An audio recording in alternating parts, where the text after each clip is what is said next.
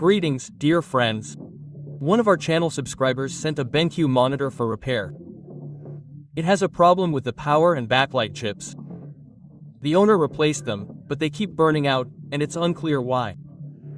I won't check for the defect, as it's likely that the chip in the monitor is already burned out. I don't want to risk causing a burnout on the board due to my fault. Let's disassemble it right away and see what's wrong.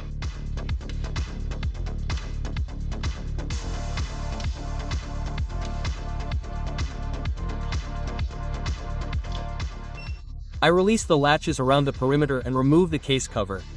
Next, I disconnect all the cables and turn the chassis with the electronic boards over. The defective components are immediately visible on one of them. Judging by the appearance of the board, the chips in the backlight inverter are medium done and ready for replacement. But let's not rush. First, it's worth checking the condition of the backlight lamps, as their malfunctioning condition can place increased strain on the inverter. To check the lamps, you'll need to disassemble the display.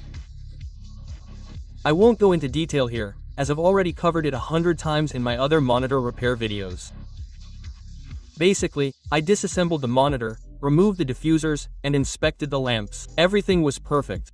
The insulators at the ends were like new, and there were no dark spots on the glass, typical of faulty CCF lamps. Since I found no defects in the lamps, we can move on to restoring the inverter. I desoldered all 4 microcircuits. These are transistor assemblies. I removed the black traces of burnt-out PCB. The carbon deposits conduct current, and if they aren't removed, the burnout can spread, causing the assemblies to fail again. I repaired the damaged areas using jumpers. I secured them with PCB mask, which cures under UV light. I also coated the exposed areas of the board with the same mask. Now I installed 4 new assemblies, without checking which of the old assemblies were working and which were not. We don't want a repeat of one of the old, undercooked chips burning out. It's better to replace them all once and forget about the problem for a long time. Well, the chips are installed.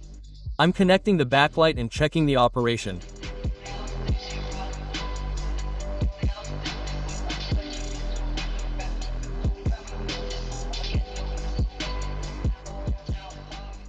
The lamps are lit evenly. There is no overheating of the assemblies. I'm checking the temperatures using a CMEL thermal imager in the compact version. By the way, it's a handy tool. It's helped me out more than once when troubleshooting electronics.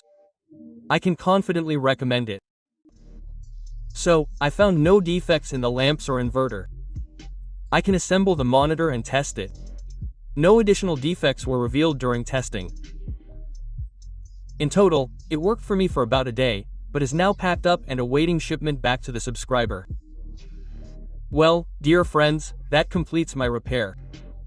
Thank you all for your attention, and see you at other repairs.